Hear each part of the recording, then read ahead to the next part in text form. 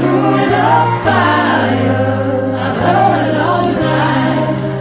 But this time around, I'm gonna give it all up, give it all up, give it all up, give it all up, give it all up. I'm gonna give it all up.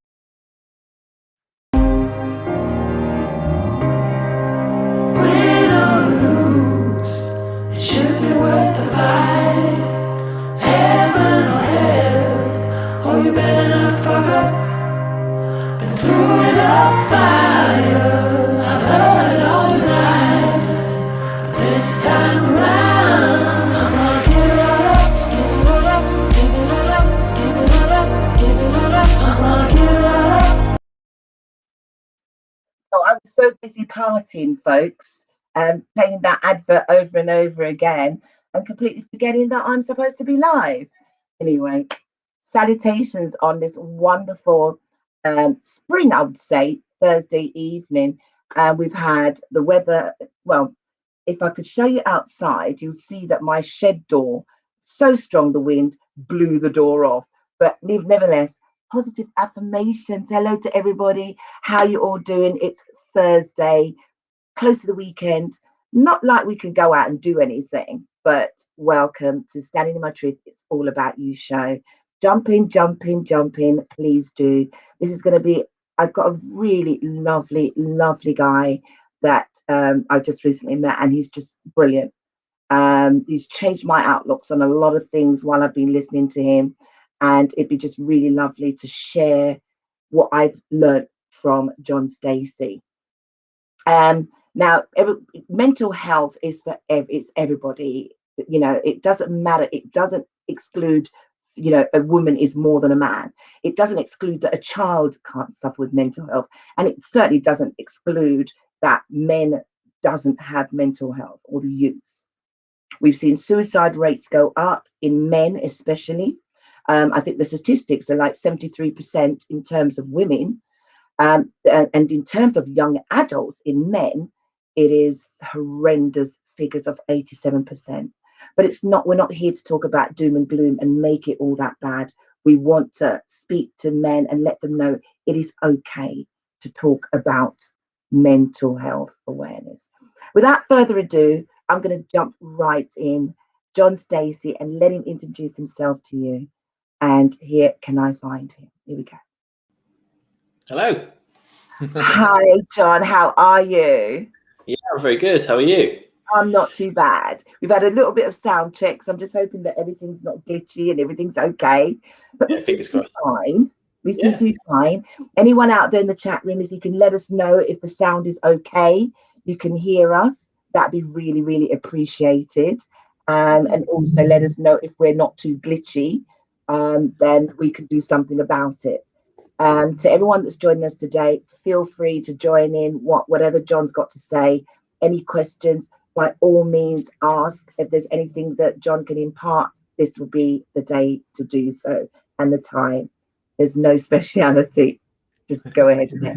So without further ado, John, give a little bit of synopsis about yourself. And I love using that word. I think I use it in all my interviews. Yeah. Give a synopsis about yourself before we go into mental health for men. Sure. Yeah. So I'm John Stacey. I live in Lincoln, which is in Lincolnshire, East Midlands. If you're not sure, I am a dad. I've got a 2-year-old daughter who I absolutely adore. She's amazing. Yeah, I kind of try not to use her too much, but yeah, she's so pretty. I've got to put her in the pictures. I've had my mental health fights and battles. I don't say the word struggles because it's too negative. I have had my ups and downs. I talk about a roller coaster in my life because certainly since I started my mental health journey about 6 or 7 years ago, it's certainly been a road of ups and downs, and, you know, happy to go into loads of detail about that. But yeah, basically with regards to kind of what I do now and where I am now, you know, I try and channel everything that I've been through and my lived experience into helping others. I guess by day and my day job, I work in marketing. I'm a marketer for a disabled access company. So we create disabled access devices for people who want digital access and things like that, which is great and wholesome. And what that sort of led me to want to do is kind of use what I know on the side and what I kind of have within my skill set a bit further afield. And where better than somewhere I'm really interested in, that's in men's mental health, where there's real big gaps of support. So a couple of years ago, I started an Instagram page, MH Support for Dads, and that was purely from a kind of a cursory glance across the explore page of Instagram on International Mental Health Day, and I was looking at it and I thought, this is great. There's lots of great men's mental health stuff out there, and I thought, this is fantastic. But there's nothing for dads. I'm a dad. It's hard being a dad. I knew of dads that struggled, and I always put a disclaimer out that I didn't necessarily struggle more than I expected as a dad. I think I've been very well supported, and I'm happy to talk about that. But there were certainly gaps that I wish could have been better.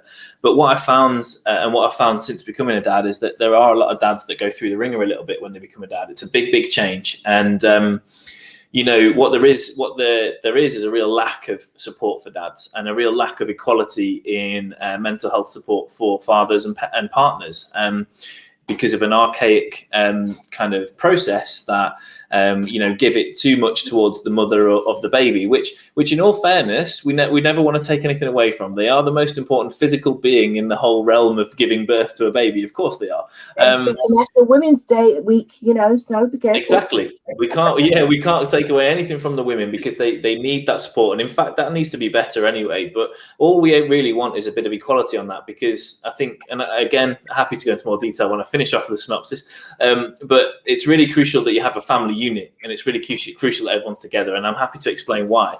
Anyway, I started that Instagram account. It was a signposting account originally, so it was just trying to find resources for dads and just signposting it out there and trying to hashtag it and get people engaging in it. About 6 months in, lockdown hit, and I was really dumbstruck with kind of the amount of people struggling. So I sat there and I thought, what can I do to utilize this page better? I thought, I'm going to put a face to it. I'm going to talk about my situation, make it more relatable, make it human. And it just went and blew up, and led me to loads of other opportunities. So I guess now, sort of fast forward to today, I'm officially, I guess, really a men's mental health advocate generally. So I'm a peer-to-peer counsellor, mental health first aider. I have my own company in my local area called Men Talk, which is about creating safe spaces for men, and talking groups, walking groups, and lots of different things. And there's some really great logos, there's some really great novel ideas we do, and we're trying to really fill a gap in Lincoln for men's mental health.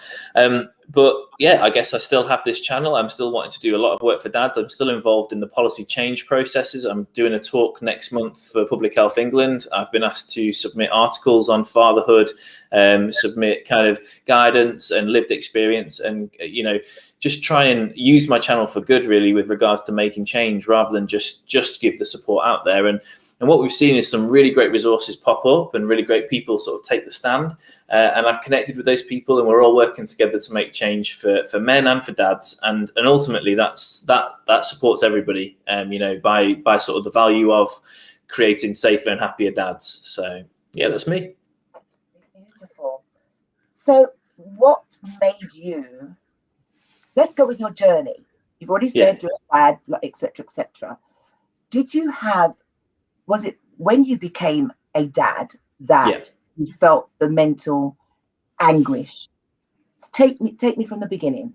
I think when I became a dad, I do put that disclaimer out there that I didn't have a major down with regards to my own mental health. I think I had the normal amount of major problems that I think a dad has. It's massively life-changing. It obviously makes a big deal to your mental health with regards to the change that happens straight away into your life. You have another human being you have to look after. From a personal perspective, we had a traumatic birth. My wife, we had lots of issues with the birth. My wife and my daughter at one point were looking quite, I don't mean to say this lightly, but it was looking like we might lose them. Oh, wow. And and I was in the surgery while that was happening. So that was quite a traumatic experience for me. That being said, because of it, I kind of went into defense mode, and my wife was so poorly for a little while afterwards that for about 7 to 10 days, I was pretty much mum and dad. And that was a really rewarding experience for me. I think I struggled. Obviously, it was hard work, but I look back on it really favorably and think to myself, well done me, kind of thing, because I could have capitulated completely. And I think that was testament to the journey I've been on with regards to my mental health. However, what did happen is, so what I really did when that happened was I compartmentalized it. I locked it all away. And about 3 months later, 3 or 4 months later, I was at work in my old job. And I was sat chatting to a friend of mine about everything, and I hadn't caught up with them yet. And they were asking how things were, as the usual questions. What's it like being a dad? How are you getting on? And all that kind of thing. And I started to give the stock answer. Oh, yeah, it's hard work. I'm tired, etc. Blah, blah, blah. And they cut me off straight away. And they just went, but how are you doing? Like, how are you with all of this that's going on? And I burst into tears in the canteen. Yeah, I burst into tears, and it hit me like a ton of bricks. The shock came back of everything that happened, and I said, "Well, actually, it was really, tiring. It was troublesome for me. I was worried about my wife. I was worried about my daughter. It hit me like a ton of bricks, the shock, and it was latent trauma. I knew that was latent trauma. It was kind of a trauma response, and what happened after that was, I found other people that were kind of struggling with the same sort of birth trauma issues. I started to connect with them. And that helped me a little bit, and also kind of signposted me to counselling I might need in the future if we go and try for another baby. The sort of next stage really with regards to my own mental health was just kind of getting to become a dad, because I was able to sort of let that go at that point. And really it was a case of, I guess, really I kind of talk about this a lot actually, but one of my mental health fights and battles that I have is regarding control. So I have kind of little bits of control issues these days, but it used to be quite a bit worse. It used to be, let's just say I used to have a bit of a control freak issue, and I know where that comes. I know where that comes from. It comes from the fact that I've never really had control of a lot of things in my life. But having a baby, you lose control. You can't read that baby's mind. You don't know what they want. You don't know, you've really got to understand that it's not important anymore, that you have that loss of control. And I've just had massive ups and downs with that. And I've started to train myself, within a year of kind of thinking about control what I can, focus on the positives, and just sort of steer away and let them ride through when you get frustrated at things you can't control. I think it's an everyday thing as a parent. Handling it though, be okay with it. I mean, so there's two of you. There's this brand new baby, and it's like, okay, you're struggling. Was she struggling at the same time? I don't think we were really struggling. We've had ups and downs. I say comparatively, we've struggled sometimes as much as others, but sometimes more than others and sometimes less than others. I think the crucial thing with me and my wife is that we're not perfect at it, but we're very good at communicating with each other, and we're very good at being that sort of team unit. So I think, we've had ups and downs. Yeah, we've had real big struggles where it's at the end of our tether, tiredness, all different emotions flying all over the place. But we've been okay. We've been good. We've had our struggles. I'm not going to lie. And I'm really, I really want to make it kind of quite a normalized thing that, parents struggle. It's a big shock, and it's it's a struggle really for people to it should be normalized that this is going to be a big deal. This is going to be quite difficult for people to deal with, because if it's normalized before you become a parent, you're better prepared. You're better prepared because even if you aren't prepared, you're awaiting a shock. You're awaiting that sort of hard time, and it was certainly for it. It's each child is different, isn't it? Yeah. So it's like, okay, I could read all the books, but when the baby gets here, it's a whole different ball game. Yeah, so I think from a dad's point of view, again, I had a lot of friends who have got kids, and a lot of them came to me and was like, "Oh, mate, what you want to do is this. What you want to do is that. Oh, mate, it's going to be so difficult. It's going to be so hard. You're going to struggle with And me being me, my reaction to all of it was, "Oh, I'll be all right. I'll be fine. I'll be really good. Don't worry." And honestly, the opposite. I should have done the opposite. So looking back, I wish I'd listened to everybody that said it's going to be hard work. And I wish I'd listened to everybody who said you should do this, should do that, but took it with a pinch of salt. So, what I learned becoming a dad is, like you say, every baby's different. Every kid is different. It's about finding your own little path and your own little way of doing things. but also listen to those people who are going to tell you that it's hard. Because, you know, you can shrug it off and say, oh, I'm confident, I'm going to go for this, you know, and try and be as confident as you can. Great, awesome. But it just is such a big shock. I think 100% of parents who haven't had a baby before, when they have that baby, it is somewhat of a shock, whether that's a small amount or not. You know, it's just a big deal to people because it's such a big change to your life. I don't think it's fair to just, for anybody, including me, because I did it, to turn around and go, I'll be fine. You know, just let it in. Let people try and help you a little bit, you know, because I wish I did. But no, we were fine. We were good, and we worked our way through it, and we're doing great now. We have our ups and downs now, but our daughter's amazing, and we're just really lucky. And I guess really, you know, talking from the experience of what we had, I think again, the disclaimer comes out, you know, it wasn't necessarily due to my experience why I wanted to do this. It was actually more to do with the experiences I was hearing about other people having some really torrid times as parents, before and after the birth kind of thing. Not just because of circumstance, but because their own mental health generally, you know. And well, it's okay. So, and I want you to touch on that.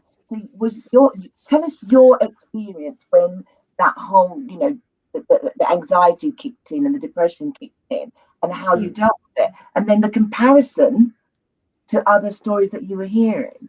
Yeah, so I think that's crucial. Actually, it's a good question, because what I have done and what I continue to do, I guess, is apply stuff I know with regards to the mental health work I've done on myself and the things that I do on a daily basis just to keep myself going, really, with some of the issues that I have. You know, I have small bouts of depression. I have issues with anxiety here and there, and I don't downplay them. I'm just somebody who isn't strong enoughly struggling for diagnosis. I'm just someone who's aware of instances where I have those situations. I have anger issues. I have problems with intrusive thoughts, and I have kind of lots of different things that go on in my head. So when it comes to dealing with that as a parent, I think there's some really crucial tips that I always give to people, and they are tips that are transferable to anyone, really, in any walk of life. Doesn't matter whether you're a parent or not. So yeah, I really focused on that, and those kind of tips, I guess, you know, starting off from the top of my head, find space to breathe. And, you know, as a parent, it is all encompassing. You feel like 24 hours a day, you're on alert, and you're having to be there. There's no space for you. You're with your daughter and your wife or whatever. But that is wrong. Even in this COVID world, that is wrong. You will be able to find space, and it's about communication to find that space. And it's about understanding that you can't pour from an empty cup. You need to refill that cup. You need to find time to, you know, to take time for yourself. Pour from an empty cup. You can't. So essentially, it's a little phrase I try and use called "be selfishly selfless." Right now, so let me break that down for you. As a dad, or as a parent, or as anyone who's trying to look after someone or be a great person, you have to be quite selfless at times. You have to look after somebody else. You can't be selfless if you have no energy to do so, or you have your own issues going on. So take time to be selfish in order to be selfless. You know, take time to yourself to recharge, to do whatever you need to sink into whatever hole you need to sink into, to then climb back out and be as good as you can be for everybody else. It is something that is crucial that you're aware of. It's something that you are able to basically look at and go, that's what I need, and I'm going to access that, and I'm going to do it in the right way for everybody. You know, it's not about standing up and going, I'm off for 5 minutes. It's about talking to your wife and going, right, how can I get this time? How can you have this time as well to recharge and be better? And let's work together on this. We do stupid little things, really. You know, I have it really good because my wife is a fantastic mother, and she finds it. Honestly, you'd have to prize my daughter away from her sometimes. She's that sort of attached, and it's brilliant. But yeah, we go for little runs. We do little, you know, one of us goes, the other one stays. She goes to the shops. I stay here with my daughter. We just take time away. And, you know, if there's ever a downward spiral that I'm having, or I'm having some sort of issue, she's really receptive to me going, okay, I need to find the time now, and I need to go jump in the car and just go for a drive or something, and just find a little bit of space and just recharge a little bit. So that's a crucial one. I think with regards to most of the stuff that I'm talking about, that thing that I said earlier about self-awareness is huge. As a parent, listen to yourself, talk to yourself, listen to your body. You know, inner monologues, you can kind of you can run away with inner monologues, but I think it's really crucial to understand that you, as I say, you're a human being, you have ups and downs. You need to talk about this. You need to work about things. You need to sort of be aware that when you're having these moments of down feelings, depression, anxiety, it's normal. It's fine. You know, these things are happening to everybody. It's how you come out of it and how you beat it that's really crucial. And loads of stuff. I could go on for hours about the different things you could do. Yeah, so there's some more questions I'm going to ask you. I just wanted to know how, you know, you yourself, you know, you've recognized that you have the anger issues, you know, but you didn't recognize them straight away. You had to go through what was you going through? I want, you know, so yeah, I think recognize it. So this is something I talk about a lot actually as well. I talk about something called cherishing your mistakes, right? And I think I love that phrase. How many phrases are you going to give me today? should we have a tally? How many I can lay out? Oh, yeah. I talk about cherishing your mistakes a lot because I've had a life. I mean, prior to my mental health issues, being an awareness of those mental health issues, I've probably suffered or fought those battles for a good 25 years. And when I was younger, I did a lot of bad things. I did stuff that looking back, I wish I didn't do, but I don't regret. And there's a reason why I don't regret any of it. So everything that I've done in the past, I look at as a learning experience, something that I can either not do again because I wasn't happy with the outcome, or I look at it like, well, okay, it's happened. I'm better because it happened, because I'm back now and I'm still here. So, you know, some stuff you can't learn from because it's just bad stuff. You know, it's some stuff you can't control. It's bad things. You can sit there and dwell on it all you want, or you can actually just go, look, it happened. It's in the past. I can't change it. The stuff that you can learn from, that's where you can really cherish your mistakes. You can sit there and almost kind of be happy that you did this horrendous thing, or that something really horrendous happened to you, because you can learn so much from what happened in the past. And I guess really when it comes to being a dad, that's happening a lot. That's really happening a lot, as in when, you know, you make a mistake with babies, that's daily sometimes. And that's, again, something that needs to be normalized. As parents, you are learning daily. You know, these kids are different. You can read all the books, like you say, you can have a look online, you can swarm all the Google searches, and you still may make mistakes.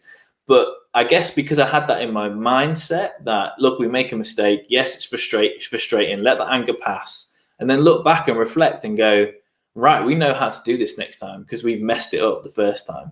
So, yeah, I think that's something I live by massively, cherishing your mistakes. Yes, do I cherish them straight away? No, I definitely make mistakes and I'm angry about them mistakes straight away. I'm human at the end of the day. It's about acknowledging that anger, letting it pass, moving through it, reflecting later on, be that an hour, a week, a year even, and looking back and going, well, that's a great thing I can learn from, you know, and just loving it and cherishing it. What would you say to the parents? So, even, I mean, this is for the men especially, but what would you say to a single father out there? So, you know, I mean, there's women out there that you're saying to people, look, if you got issues, if you're feeling down and you're depressed, it works both ways. What advice would you give to a dad who is living away from his child? Yeah. And he has these depression tendencies, and let's make it two-part. A man who's living away from his children, he wants to make sure that his child has everything, but he's suffering depression. He's not telling anyone, you know, he's not telling anybody. He's probably taking it out on the ex-partner. He's taking it out on the child because he's probably doesn't know how to cope. What advice could you give them? I think firstly, massively, it's important to acknowledge it. So, you know, in this scenario, by the sounds of it, this guy isn't really acknowledging that this is a big deal, that this depression needs work and needs to change. It's not a click your fingers kind of situation, but you need to acknowledge it, and you do need to talk to someone. It doesn't need to be your ex-partner. It doesn't need to be your kids. It doesn't need to be your best friend or someone you really trust. It can be an absolute stranger. I talk about this quite regularly, that there's two types of people you can reach out to as a man who's really struggling to talk about this. If you're aware you're struggling, so find that awareness, and then find either someone you trust who will not judge you whatsoever if you just open up and let that floodgate open, which can be so difficult, but once you do, it is so rewarding. Or do the same thing, do it with a stranger. And what I mean by a stranger is someone who is potentially experiencing the same thing. So there's a lot of groups out there. There's a lot of single parent groups. There's a lot of groups to do with depression that you can access. There's also a lot of kind of mental health advocates like myself who've suffered with depression or have depression right now and live with it daily, that you could reach out to in DMs, because they want to help you. They want to help people daily. And they will give you straight tips, straight away. They will say stuff that you could access and give you lots of more information. And they won't judge because they don't know you. You may as well be called Potato Man for all they know. Do you know what I mean? Like, it doesn't matter to them that who you are. Yes. It's just about finding that secure way of doing it. Now, for me, if I go back in time now, when I started my journey, I started my journey because of physical health issues. So I was having migraines and I was having real problems with exhaustion and things like that, with stresses from lots of different things in my life, family. At the time, my mum was poorly. I was struggling with work, etc. And I went to the doctors because I just had enough of all the pain that my migraines were having me. The doctors, the GP, sat me down, and the bedside manner wasn't great, which GPs aren't always fantastic for it. But I went in and I said, look, I've got loads of headaches. I didn't really want to come to the doctors and try to put on the big front like a man does, And the guy turned around to me and he says, well, it could be a number of things. Have you thought it could be stress? And I said, well, not really. I didn't realize it was anything to do with stress. Like, I just thought it might be light, or I don't drink enough water or whatever. But I feel like I'm drinking a lot of water. I feel like I stay away from screens and I get out and about. And the guy turned around and went, well, it's stress. It's something to do with stress. It could be lots of different things, but it's stress. He said, I'm going to prescribe you something that's numbs the frontal lobe. And it is an antidepressant. It's a form of antidepressant. So I was like, oh, antidepressants. And I literally sort of jumped out of my chair almost, because straight away a bloke like me who didn't believe in mental health at this point, didn't think it was a real thing. And I am glad and happy that I was that stereotype, because I needed to be that stereotype to break through the wall.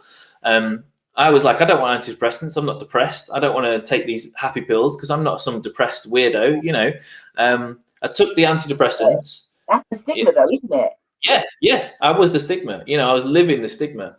I took the antidepressants for a week or so, maybe less, and I hated it. It completely changed me as a person. Absolutely hated it. I rang the doctors, said, I don't want to take these tablets anymore. They said, okay, don't take them. Maybe we should suggest talking therapies for you. So I said, okay, what does that entail? And they said, well, speaking to a counsellor who you'll not know, it'll be a complete stranger, be someone who's a qualified professional. And the counsellors are there to you to enable you to talk about things that might be a problem for you and work those problems out. I was straight away sat there going, this won't work. This won't work at all. This is rubbish. This isn't for me, kind of thing. But there was a bit of a wait. And in that wait, the doctor said, stop eating cheese, cut cheese out, cut caffeine out, chill out for a little bit. And see how it goes. So I was like, okay. So I did that, and my headaches went. And then I still had this appointment lingering, in the future with my counsellor. And I guess the moral of the story is, within the first few sessions of hating counselling, I realised what it was for. And it was for teaching yourself how to deal with traumas, stresses, issues in your mind. Because they don't do any magic, counsellors. They're just trained to sit there and ask you the right questions so you can answer your own questions yourself. And it blew my mind. And it made me realize that neutral, that person I didn't know, was a perfect outlet for me. So I've accessed therapy a couple of times now in different ways. I've had different counselors who've worked in different ways. None of them have been negative. Some of them have been better than others, but none of them have been negative. What I know now, having gone through the qualifications I've done and worked with the different people I've done, I know that therapy isn't for everybody and talking therapies aren't for everybody. But going back to the scenario you're talking about, if somebody's struggling with depression, 9 times out of 10, the first thing they need to do is that acknowledgement and that talking process. it's not necessarily a 6-week course of therapy, but it's that talking process of acknowledging what it is and learning a bit more about what it is. Because most of the time, most blokes, when they hear about that kind of process of what's going on in their mind, about why they are the way they are, it becomes a reality and a science almost. It becomes analytical. Men think in black and white quite a lot, and I hate to generalize, but we do. And I think, yeah, it is true. It's a stigma, but in a way, it's a good stigma if we work with it the right way.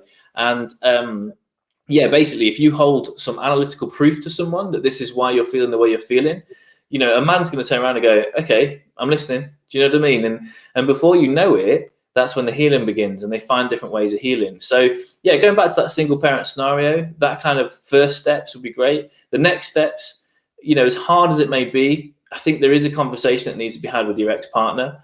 And I know that that is difficult, really difficult. In fact, I have a friend of mine who's going through a very similar situation right now, that he needs to tell her, and he has told her, and she completely understood. Actually, she kind of almost realized that's partly the reason why they broke up. That he needed to get help. Well, he's lucky. Yeah. He found someone that's understanding, because there are women out there that would see, and I really am sorry to say this, but there are women out there that if a man says, I am depressed, I don't feel good, or express any form of softness, they think he's got a soft belly, he's got a soft undertone, and they feel that I don't need a man like that. I need someone who's more, Or they could use it as a weapon, if they've broken up. They could use it to keep their kids away from them, etc. And it works both ways. Men are just as bad as women at that kind of thing. In fact, we're probably worse sometimes at understanding mental health for lots of reasons. But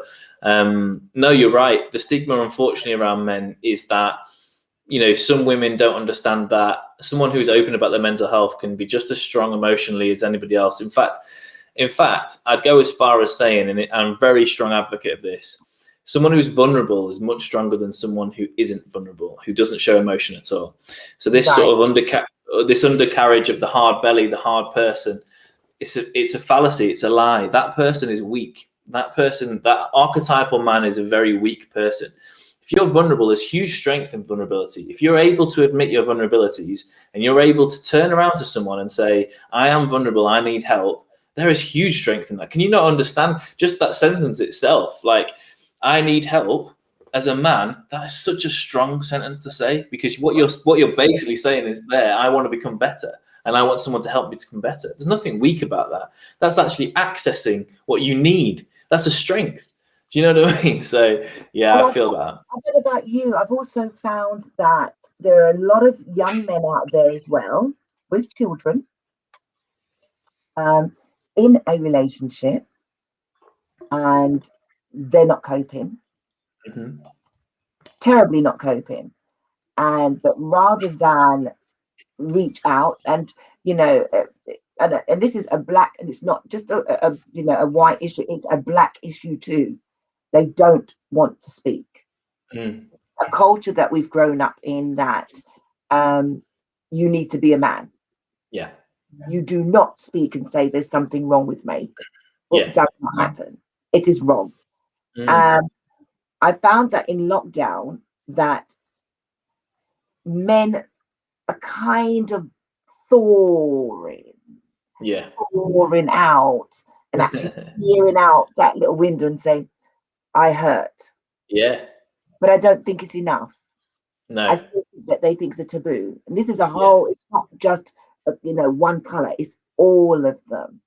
Yeah, but I think the analogy that you're describing there, I think what happens is those people who are afraid of peeking out, they're seeing people coming out of that door, and what they're seeing is not what's actually happening. So my impression of it, certainly when I speak to people I know who are still behind that door, I find that they're looking at me and people like me as people who have opened that door and they've gone somewhere else. They've gone to a cult. They've gone to like some sort of weird sort of area of almost kind of like airy fairy sort of, fantasy land, right?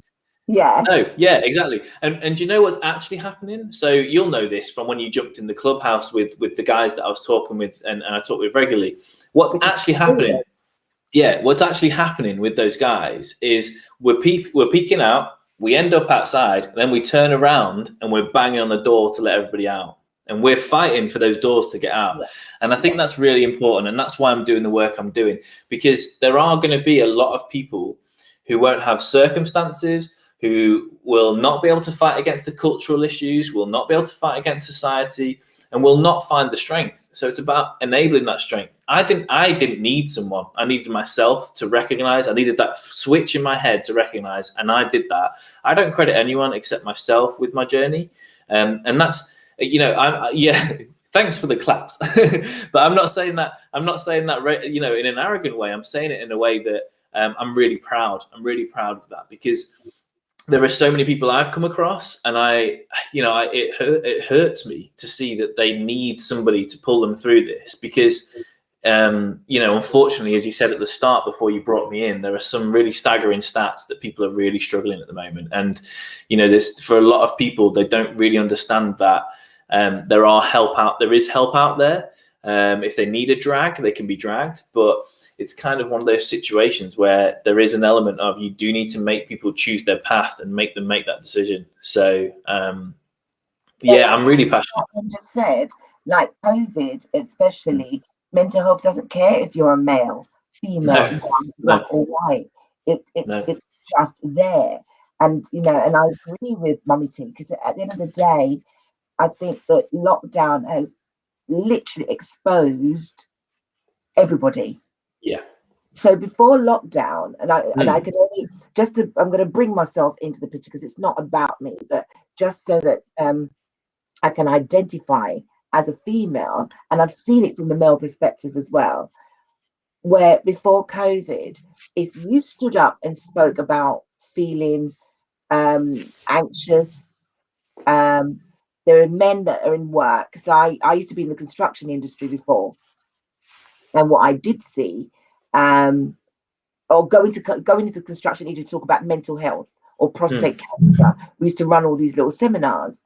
And what I found was that the men would be in there and, you know, yeah, I'm the big I am, you know, yeah, let's go down the pub. And the missus would, don't worry about it, mate. You know, that whole, you know, image. Yeah. And once you ran the seminars with them and say, look, this are the stats: suicide, alcohol, anxiety, depression. It was laughed at. It was, but deep down inside, they were fearing, and they didn't want to go home. There were some people that worked away from home. Yeah. They were going to end up drinking in the pub. They didn't want to face going back to the missus. They didn't want to go back to an empty home. Yeah. They've got children. They couldn't see their children. And the more this depression kicked in, they weren't talking to anyone. They sunk into the bottle, or they took recreational drugs. And at some point, the construction industry now drug tests you. So, really? you know, That's good. yeah, oh God, yeah, it's been going on for a while. And they drug test you to make sure you're not inebriated, or, you know, you've not got any cannabis or any form of drugs in your system, you know. And it's once you're found out, you can either they can report to you, or you're sacked. And the last thing you want to do, if you've got children, you've got your family, you don't want to be sacked from your job. And then you're going to go back and say to your missus, oh my God, I couldn't cope. And I took drugs and I went to work and I got found out. So those are all the stigma that's attached to men within that particular industry. And again, it's not just white, it's a mixed culture from age, you name it. So I'm talking from experience here. The worst thing was to see a man that came into the office laughing and joking like you and I will be talking here today, only to find that the Monday we get a phone call to tell us the same guy, you know, he went to visit his child, just bought this child a bike, blah-de-da-de-da-de, without giving up too much information. That was a Friday. He's bought his son a bike, little toddler. The Saturday, he goes to the building and jumps from the building. Kind of knew where that was going. I was in shock, because this man was sitting close enough to us, and we were talking about mental health. Mm. Reach out and talk to somebody. Yeah. Please understand that you're not alone. Yeah. Only that 2 days later, you come back to the same building that we spoke about. You went, I don't know how you missed security, got to the top of the building and jumped. Mm. Do you know what I talk about? You know what I say when I say that? It reminds me of something I say about, you know, this phrase, you can lead a horse to water, but you can't make them drink.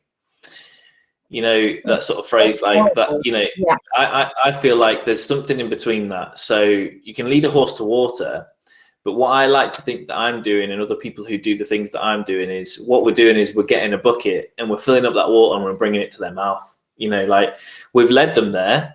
They've then got to make the decision: are you going to drink from it? And we're helping them to drink from it. So we're doing both sides of the tail, because that proverb, that saying, actually comes from an old sort of like myth about any human being with the right teaching will take their own course. Yeah. And it's something to do with, I think it's something to do with Hinduism or something. But for me, and I like to make my own assumptions of things, I think that's quite flawed, because I think the human sort of physiology, in all fairness, it breaks right down to synapses and brain waves and things like that. You can give people all of the information they need. They can make the decisions in their head and still not follow through with them. So it's that sort of like gray area that you need to operate in. You know, it's, for me, the whole lead a horse to water thing. Okay, that breaks down the black and white. It gives a third option. Somebody's leading that horse to water. It's not black, white. It's somebody leading the horse to water. It's, you know, A, B, pushing them along. But where's the other bit? Because they might get to the water and then it's not okay if they don't drink. That horse will die at the pool of water. You know, so in a way, what's happening with what you're describing there with that gentleman is he got given everything he needed. He knew the outlets. He knew the numbers to call. He knew the stats. He knew what he needed to do. Couldn't do it. He needed something else somewhere. And that's not your fault. That's not anyone's fault. You know, there are situations where you aren't going to, and I had to learn this the hard way. There are situations that you aren't going to be able to help people. But it's about making all the different types of content, all the different kinds. So I talk about accessibility to content a lot because I'm a marketer by day. Yeah. Okay. But when it comes to mental health, and certainly when it comes to men, we access content very differently to women. Yes, you do. We also access a range of different content that doesn't conform to norms. So, you know, there's a bit of marketing sort of psychology where the majority of what you see in advertising and what you see in magazines, media, TV is led towards women because they're consumers of content more than men. So all those traditional types of marketing won't work with men. Some of them will, some of them won't. So really, it's about catering for every single avenue where you think men will access that content. And then you start to fill those gaps of the horse's mouth to the water. You start to fill that. You start to give them different options, different vesicles that they can use to sort of drink that water. And hopefully they'll access one of them. And hopefully they'll make the next step.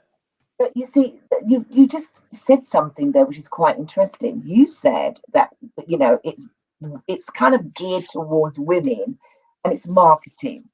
But we've already got men's health week, which is in June. So it's like, oh, the men can only do in that week. The men will always do something, the men's health week, right? Do you see where I'm going with this? Yeah. And then for the rest of the year, it's like, yeah, everything's great. It's all women and young kids. They're the only one that's got ADHD, and they're the only ones who have got PSTD. Have I got that right? PTSD. They're the ones that has any sort of mental issue. But for 2 weeks in June, we've got Men's Health Week, and then that's predominantly, thrown at the men. You've also have prostate cancer. Now, it used to be always in November because they called it Movember, but I think it's now becoming more prominent. So you've got men who are, kids who are growing up in the same household as a father that's depressed, who have taken on who the father does not speak. He will bark or he doesn't say anything. You understand? Because a man is not meant to say anything. Yeah. Then you want your son or your daughter then watches that. But for a son to watch his father only talk a few parables or sentences, realizes that he can't speak. No, my dad's coke, it's fine. The difference Yeah. is his dad didn't commit suicide. What he doesn't realize is dad is probably living in a bottle. So when his dad's saying, oh yeah, I'm going to go and have a pint, or I'm going to have a little rum or something, he's probably piling that. Yeah. Does that make sense? But Yeah, the I was there. son doesn't see that. So it's okay for the son to say, do you know what? My dad coped like this. It's okay. So I'm going to eat myself into oblivion, or I'm going to drink myself into oblivion. And so the cycle is never broken. Yeah. Lockdown has definitely highlighted that something has to change, and we need to be a bit more open about it and Yeah. about it. And do you remember when we first met?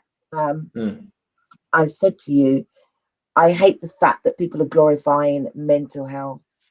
They're glorifying depression, and it really does get to me because, as I said before lockdown, and I'm talking about at least a year before we went into lockdown, I, for the first time, took myself onto Facebook.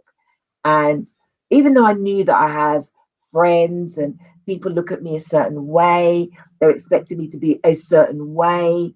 Nah, not Valerie. She's, blah, blah. But I got hit with a panic attack, which then made me realize that, oh my God, I've got, how did I, oh my God. And it crept on me. It didn't go, well, I have clinical depression and it's this day and it's that day. It just went bang. It can. I didn't know what it was. I couldn't understand why I was being tearful. I didn't know why I was all of a sudden I needed to be in bed constantly.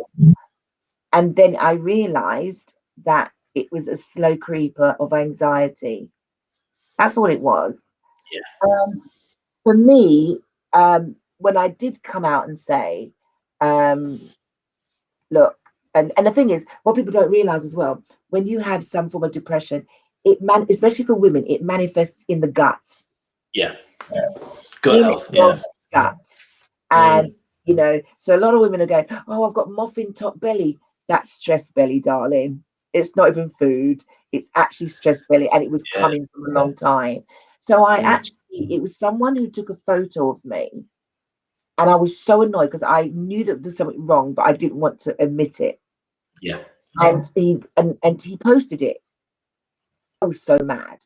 But I realized that I wasn't mad at him. I was mad at myself for being vain enough to think that I could hide that disability.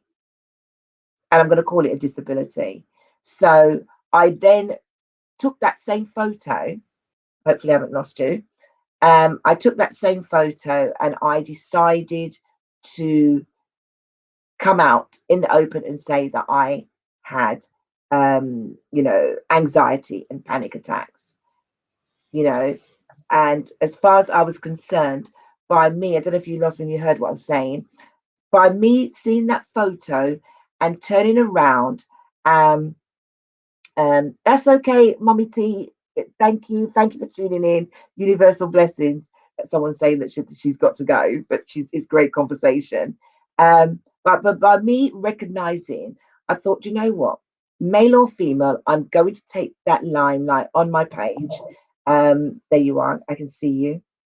I've got you. I thought that, I decided. Hello. I decided to tell my story on Facebook. And I thought, if I can do it, anybody else can. Yeah. I'm not saying that I'm a martyr, but I thought if I can own up to my own vulnerability, then why can't you? Yeah, it's huge. I mean, you've done a really great thing. Yeah. You've done an amazing thing for yourself and for everybody else by doing that, because there is a huge amount of power in relatability. There's a huge amount of power in kind of somebody relating to every single person somewhere down the line. I understand that people aren't going to relate to me in every way, but I also understand that there's a lot of people who will relate to me. And I think what you've done there is a massive tool. So well done. But also, just touching on what you were saying, the gut health thing, that's a science, that's factual. That's kind of like something that that people need to, not just women, and it's men as well. The gut health is like a real thing.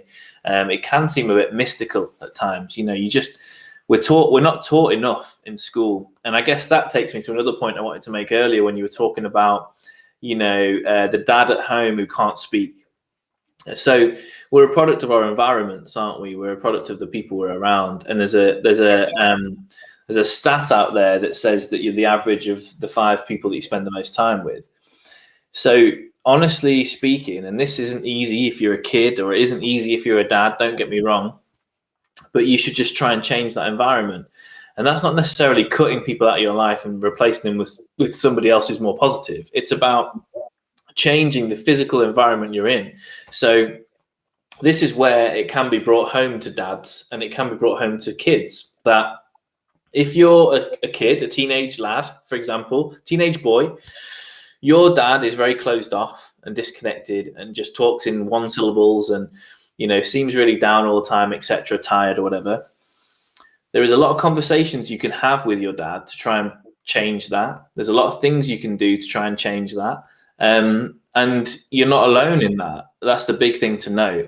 And then it works the other way massively. So if you're the dad and you're struggling to talk to your kids, you're struggling to connect with your emotions, struggling to love, struggling to feel, and you don't really feel like you're in the right place, my advice to you is to change that place. Not change it physically, change it for yourself.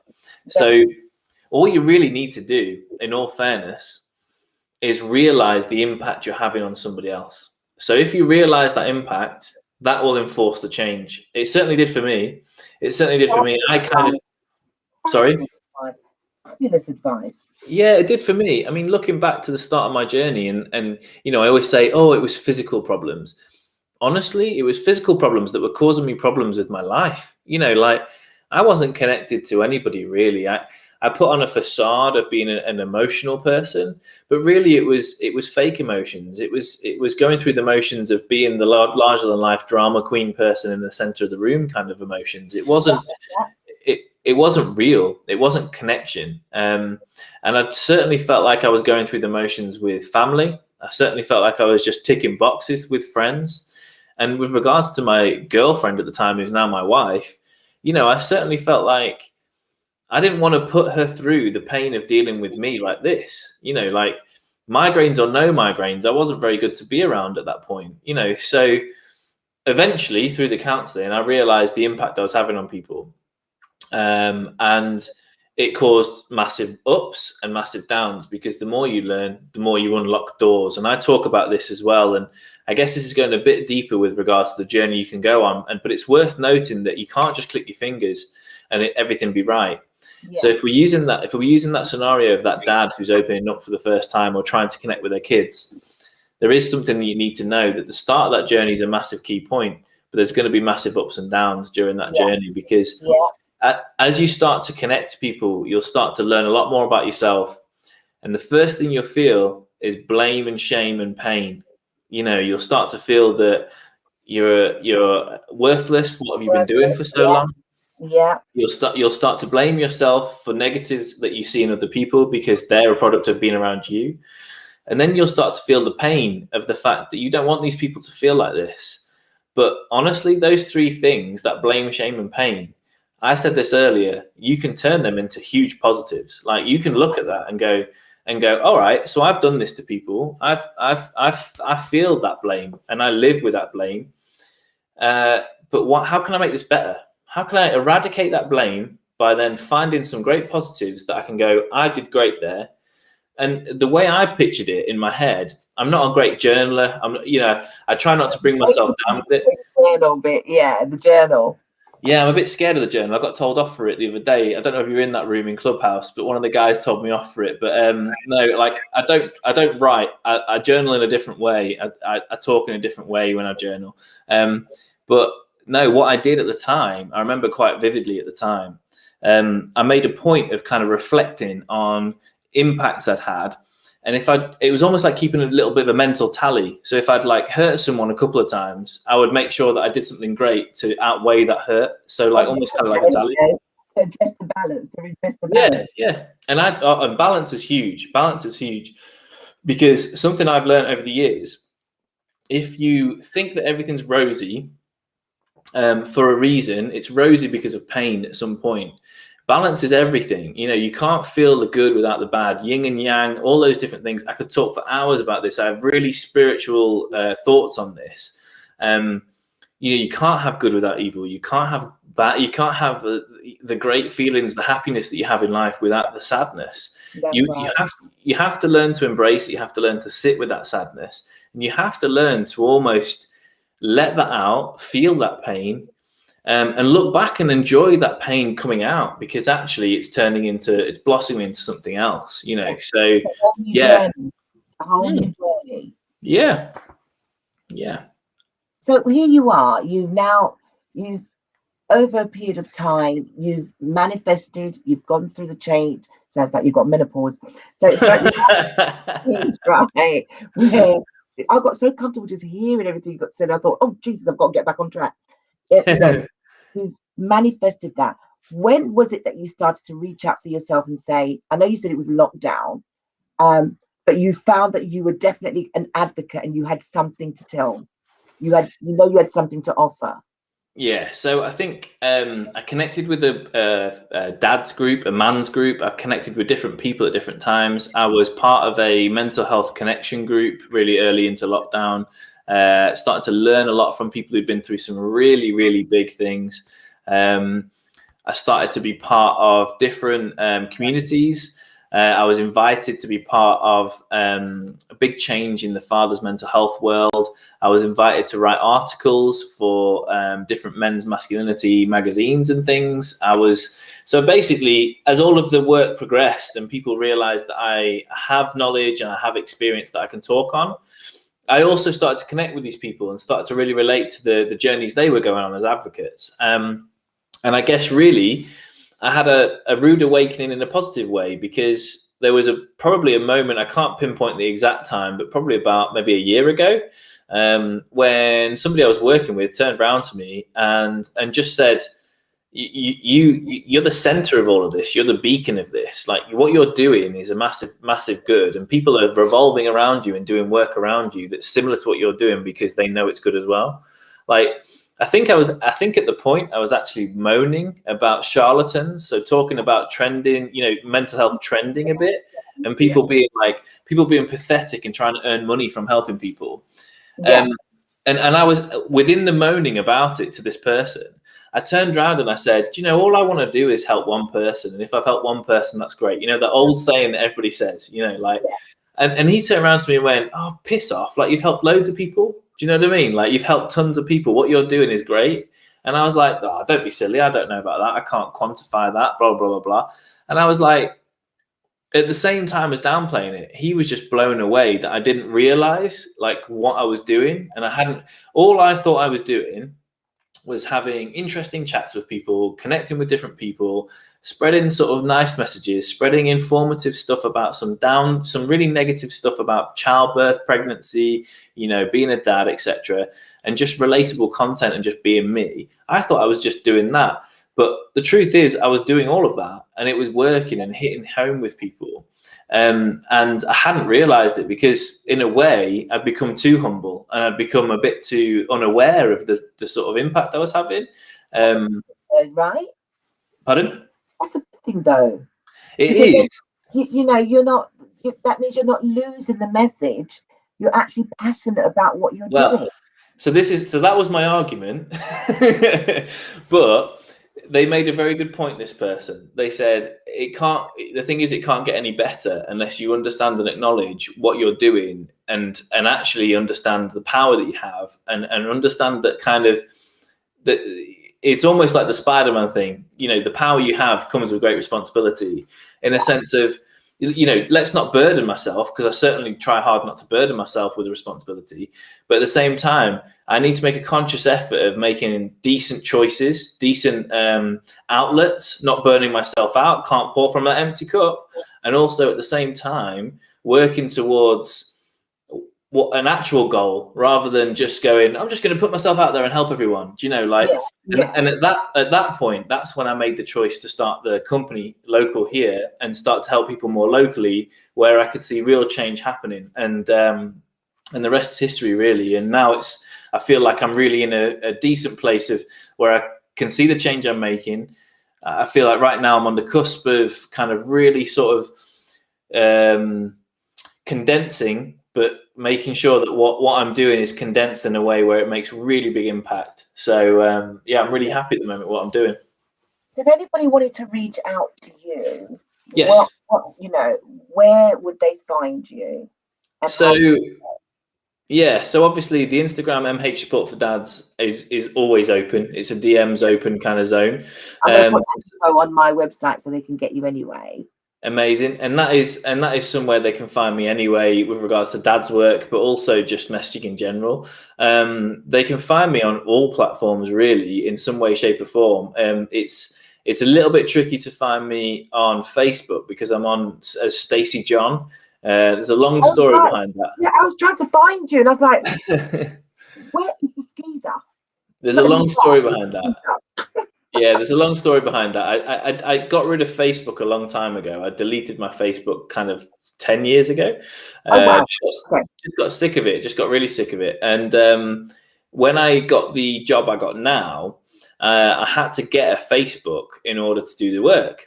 But I didn't get the Stacey John Facebook. I got given like a burner account that I could use as a work account, right? So that was fine. That was great. But obviously, I need to use Facebook for this company I'm running because Facebook is where it's at, to connect with people, to get people involved. I guess so, yeah. I mean, Instagram's great, but the Instagram account I've built up is very national and very sort of everybody that's related to dads. And it's kind of very sort of niche. So for what I'm doing locally, Instagram is quite a national platform. Facebook's really good at looking at regional situations and being able to access regional people. So I had to set up a burner account again because I tried to set up my old account, and Facebook just basically said, "No, you're a fraudulent person." Yeah, it's a different. They thought it was a robot. They asked for ID. I sent them ID, and they still wouldn't let me come back as John Stacey. So, yeah. Oh my god. Well, as you've got the account, I know that you're on the Instagram, and it's funny because I should have just said it because. As of the end of this month, I won't be streaming to Facebook. Do you know what I mean? I used it as a platform first to, just let everyone know that this is what's going on. Yeah. And I mean the other Facebook account, because there's about 3 accounts running right now. So there's Facebook, there's my personal Facebook, there's YouTube, there's Twitch, and then there's Mixcloud. Oh, really? I know, it's crazy. So, I've been using Facebook for the last 3.5, say 4 months, just, to say, yeah, this is what's going on. But at the end of March, I won't be streaming to Facebook. I find that Facebook to stream at is, and so hopefully they don't cut me off for saying that, it's regional, but you're better off finding a better audience with YouTube or Mixcloud or with Instagram. So yeah, I'll be moving my platform. It's Twitter, but for you and what you're doing, absolutely. As a marketer, I would tell you don't need Facebook. I don't. Literally, for everybody, it's gone. And as I speak, the guy that I've got is setting up the whole OBS so that I've got the Instagram so I can run it straight through. Play music because I've got the breakfast live shows on a Saturday. So it needs, Facebook done, gone. Amazing. Good. Good riddance. Yeah, I know that I'll get a better audience on Instagram then because Facebook is quite fickle. I find it. 100%. Yeah. I think Instagram's very loving these days. There's a lot of, obviously there's trolls everywhere, but Instagram is a very safe space depending on how you use it. Depending on the realms you're in. And for mental health, I think Instagram's fantastic because I think, again, from a man's point of view, I think men are changing the way they take in content generally, obviously over the last few years. Yeah. But when it comes to Instagram, I think men are curating their own sort of feeds. switched on. They're switched on. Visually now, yeah. Yeah, you won't find that on Facebook. If I was to troll through Facebook and have a look, they're not open. It's like No. like they're scared to speak on Facebook. Hence why I decided that this particular episode was going on Facebook, because unless you're in a clique or a group or a bubble, no one's speaking. No. Yeah. And even then they're saying the wrong things. There was a thing I watched the other day. It was Russell Kane, the comedian, yeah. and he was on Jonathan Ross, and he was talking about WhatsApp groups. You got your WhatsApp groups. Yeah. And he was saying, look, mental health for men is just we're messed up, and it's a generational thing, it's a cultural thing. But this is a really good example. Someone in a girls' WhatsApp group, a ladies' WhatsApp group, says, "Oh, I've broken a nail." In a WhatsApp group, everybody rallies around and goes, "Oh my God, let's go round Sandra's, let's make them a cup of tea, let's get cakes, let's go and sort them out."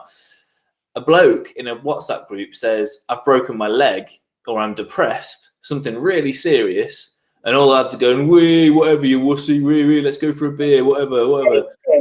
And that is a massive example of what the difference between men and women, I think, and the way that we deal with each other. We need to open up those conversations. And do you know what? There's a really nice thing that people talk about a lot. And if you're not sure how to talk to someone, it's as simple as just asking them twice. Like, "How you doing?" "Yeah, I'm all right, mate." Yeah. I'm all right, mate. "How you actually doing?" Like, "How you actually doing right now?" Yeah. I must have done it about 50 times in the last few weeks. You know what I mean? Just like, what I do is, "Oh, you all right, mate?" And they go, yeah, you. And I go, "Yeah, I'm all right, mate. How are you coping?" Because lockdown right now is a massive thing for people. So they immediately go there. So they go, "Oh yeah, we're coping all right with lockdown, blah, blah, blah." And then I go, "No, I mean, how you coping?" Do you know what I mean? Like, that's my ask twice. Isn't it? It throws them, because I find the same thing. Like, if I'm speaking to someone and it's like, I said, "So how you doing?" And like, I goes, "No, seriously, how you doing?" Seriously. Yeah. And once that person hear me go, "No, seriously." And another thing that I always say to people is, especially guys, is looking at their demeanor. Yeah. And and what actually the change of tone in their voice when they're speaking to you. So I can give from you having a good day, or you're having a bad day, or for the first time I'm actually seeing a change in your body language. What is that all about? And then I have to find myself going, whoa. So sometimes I go, you know what, whatever you're going through, I'm going to give you that space, but I will be back. And then I go back. Yeah. I'm like, oh my God, when you spoke to me, I said, I could have told you that. Give them an outlet. That's it. I give them the out. And so I've learned over in the last year or so, that people's attitudes have changed, their language has changed, their body language has changed. And even though a lot of people are going through, hardship, I'm telling you, they're going through hardship. They'd rather scream at you, cut you off, block you, or just you don't hear anything from. It's a stiff upper lip thing, isn't it? It's a stiff upper lip. It's keeping up it's the great British way. It's a horrendous thing, really. It's a sad situation. And like sometimes I would say, or even if I don't say anything, I just listen to what someone's saying. And listening is huge. Active listening is huge. I'm poor at it sometimes, but I try and be as good as I can, where basically if someone's talking, wait for them to finish and go and just literally acknowledge it. Like, that must be really difficult, what you just said. That's all you need to do. That's all you need to do. That's what I had to do. I used to find it really difficult. I used to always want to say, when someone was saying something to me, opening up to me, I'd go, "Oh," I'd wait for them to finish, and I'd go, "Oh, I've been through that as well." And I thought that was the right way, like, "Oh, I've been through that as well. I can relate. I went through this, and this, and I did this, and I did this." Sometimes people don't want you to do that. They actually just want you to go, "Yeah, it's difficult. I hear you. I feel you." And do you know what? Do you know what that actually is? So I learned this very recently. A friend of mine is a Reiki master and talks of energy all the time, right? And I absolutely love it. I don't necessarily believe in it all, but I absolutely love it, right? And he talks about energy, and I've started to realize that energy is a thing, like the energy you give off. You were talking about, demeanors in people. That's just their energy, isn't it? When you feel their energy being a bit like off, you just think there's something wrong. I do that a lot, and I don't even realize I'm doing it. But the big thing here is, if you're feeling I guess kind of what I'm getting at is that analogy I was saying about listening to people, right? If you're listening and you're actively listening, your energy will be welcoming their energy in. You're not doing what I used to do and going, oh yeah, I've been through that, I know the answer. That's literally getting their energy and going doof and throwing it back on their face. Do you know what I mean? It's like, it's basically saying, you've opened up all this and you've sent me all this energy that you want me to take and you want me to deal with, and I've just thrown it back at you because I can't be asked. Do you know what I mean? It's right. And sometimes they don't want that. They just No. want to sound off. You just got to let them sound off and get on with it. Yeah. And another, and it's like, I put something up on my page on Insta the other day where it said, being an empath, because you can help someone, it's like as soon as they speak, it's like you actually know what they're going to say. So you're finishing their sentences for them, and then you're going, yep. And that, I had to teach myself to not do that anymore. Stop. Yeah. Just stop, I've been there. Right? You just let them just say it. And then I now say, look, I know you probably don't want my opinion, but if you do ask, then I'll tell you. But really, and then I find myself not giving the opinion. I find myself asking the question. So what do you think, blah, blah, blah? How would that be, rather than say, well, you know what, darling, I think you should. And it's like you become so self-righteous. And there's a lot of people that do that. And people don't want you to be self-righteous. They just want you to listen.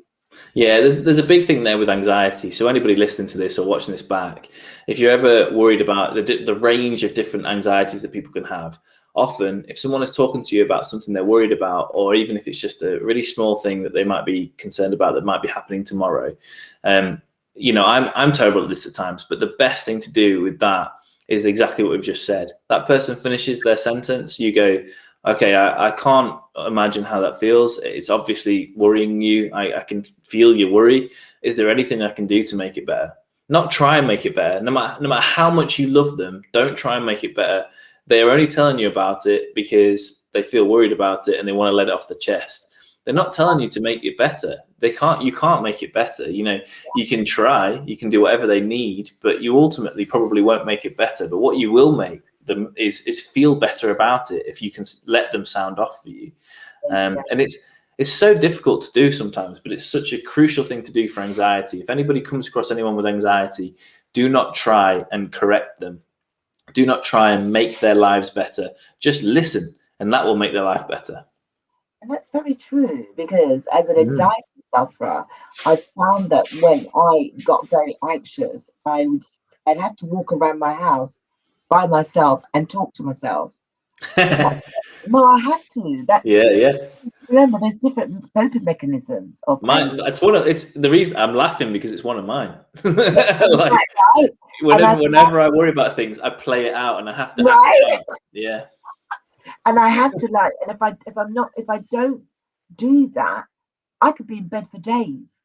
Because I let it manifest, and then it goes into that whole panic attack where you thought you're having a heart attack, and you've got pins and needles going down your arms, and you think, oh my God, I'm about to die. But you're not. It's where you're not addressing the fear, because obviously anxiety is a fear of something that's bothering you, and you've not addressed it, or you've been hiding it for so long that something's triggered it. Food can trigger a panic attack.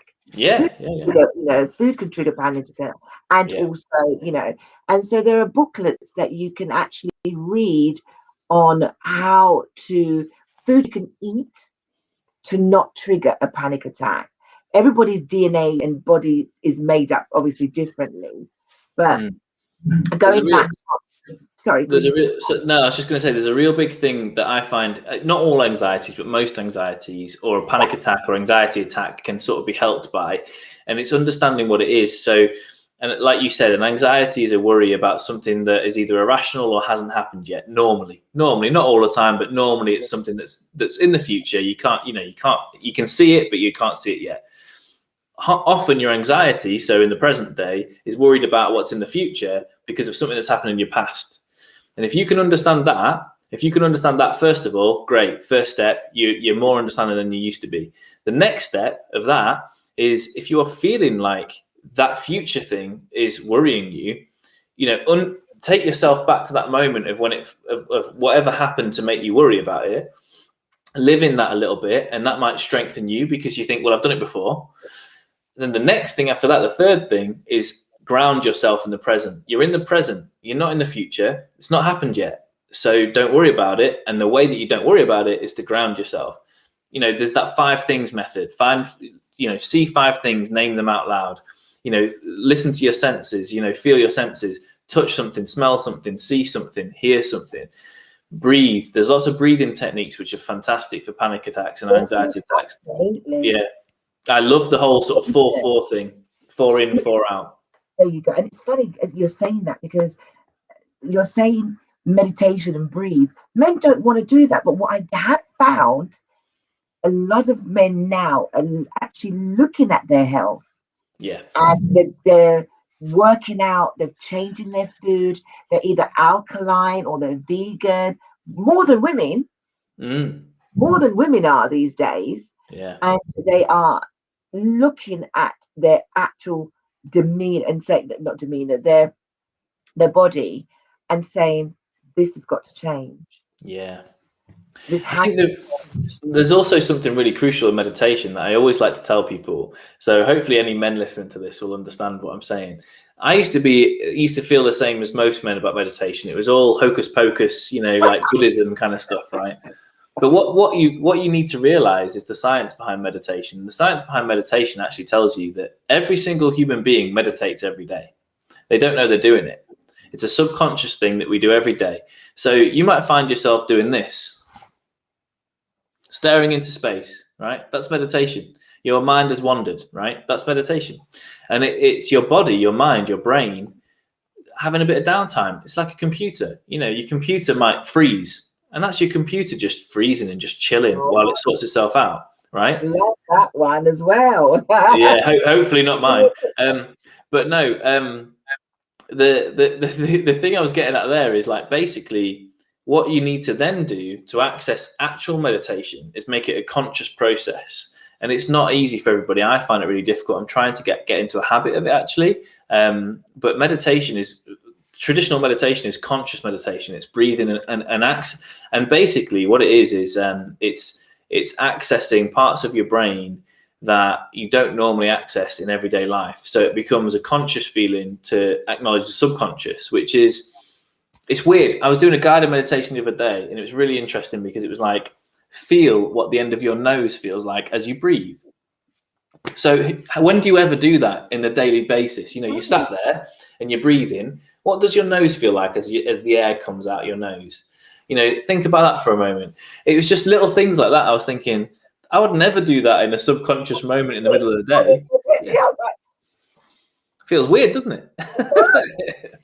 It just really does. Oh my God. No, one of the guided parts was that, and it was also like really strange things like that were really nice but very normal. It was like when you're breathing, notice how much your chest and your belly move together. The rhythm of your chest and belly moving together. That one. Yes. And that stuff like that is just, you don't notice that because you breathe all the time. It's a subconscious thing. But noticing it focuses you and cleanses what you're going through. It cleanses all the jumbled up craziness that's going on in your head that unfortunately as humans we have every day. And that's all meditation is. It's just a refocus. It's a way of chilling out your brain a little bit, of having that downtime, of staring into space for a little bit. Do you know what I mean? It's consciously finding the time to do that. That's all it is. God, you have been amazing. Absolutely amazing today.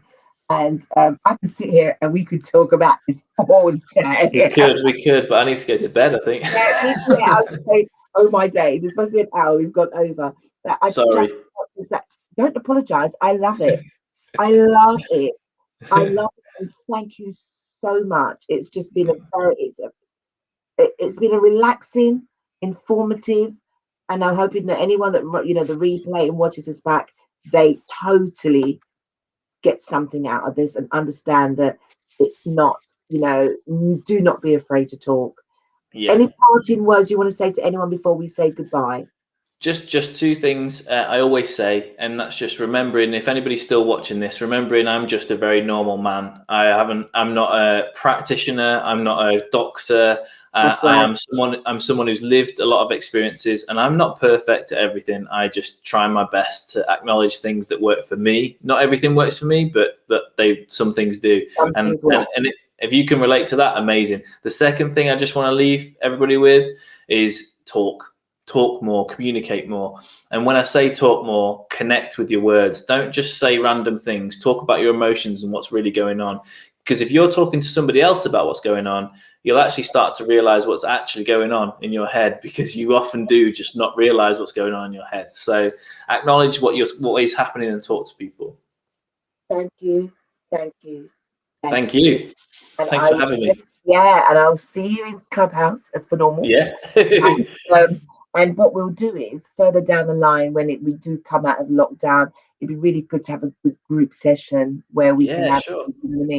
where you are, we get some more people involved and have a really good conversation. Because I don't think that we should. This is just me saying it. It's a continuation. Yeah, all of these conversations I have, I want to have a second part all the time with people. That's what I'm saying to you. And this time we'll go on Insta the next time we do this. So let's do it probably the next month's time. Do you know what I mean? Let's do an Instagram session, just you and I. So fair enough, Facebook people, you've got enough of today. The next session will be on Instagram Live. Cool. Get to bed. Thank you for your time. Kiss little and kiss the missus for me. Right. Will do. Take care. I'll do all of this to you so you can post it for yourself. Oh, amazing. Thank you. Love you. Bye. Take care. See you soon. Bye-bye. Bye. Bye. Hey. Wow. Oh, geez. It's just a comfortable Thursday evening, as usual, having a chat on my lovely sofa, standing in my truth. And that was John Stacey talking about mental health in men. We didn't go deep, doesn't matter. And just to let people know that this will be thank you. And there is a part 2 to this. So I'll keep you posted. We've also got Corinne coming back, who's dealing with the meditation and self-thought and well-being for everybody. I just want to big up a few people before I go. Craig Kindred, he's got this CBD, and I wish I brought it upstairs with me because I really wanted to push it and promote it. But I've got a guy that I want to sponsor who does great CBD oils and beeswax balms and oils and little gummy bears. And it's really good for calming anyone that has anxiety and ailments, as in like arthritis. And I'm really, really grateful that he sent me some samples. So I'll be testing them out and letting you know. I mean, Mum will be testing it out because she's an anxiety person as well. Closest I can get to any form of drugs. But on a note, for anyone who tuned in tonight, thank you to everyone in the chat room. And I hope that you don't forget to talk. Reach out. Do not be ashamed, because we're all in the same boat together. No matter what color or creed we are, let's keep talking. And on that note, I'll see you back here Saturday morning on the Sports Breakfast Show. Next week, Thursday, I've got Paul Hannaford joining us. Now, look up Paul Hannaford. He is amazing. He has a story to tell. The journey of the good boy who then went into drugs, crime, brush with the law. His book is called The Unconscious Kid. Wicked bestseller. He'll be joining us. He goes around the whole country. He goes into the schools and speaks to the youths about country line, the young girls that are being groomed, the children that are being groomed, and his story is deep, very deep. So it's The Unconscious Kid, the book. Have a look at the title. Paul Hannaford, who is a mentor and motivational speaker, joining me next Thursday. Now, here's the thing. I've got a double bubble. I've actually got an American comedian joining me next Thursday. His name is Travick, and he's hilarious. So he'll be coming on at 9 o'clock after I've had Paul Hannaford. He'll be joining me straight after on that show. So we've got double bubble. It shows up for me just to let everybody know that at the end of March, I will no longer will be on Facebook. All shows that will now be going on Twitch, Mixcloud, and on my own website, which is standinginmytruth.co.uk, and Instagram Live. We won't be using Facebook. So hopefully I haven't bored anybody. And I hope that any shows that we have put on and anyone has watched it, thank you for tuning in. Very, very grateful to the audience. Take care of yourself. Peace out.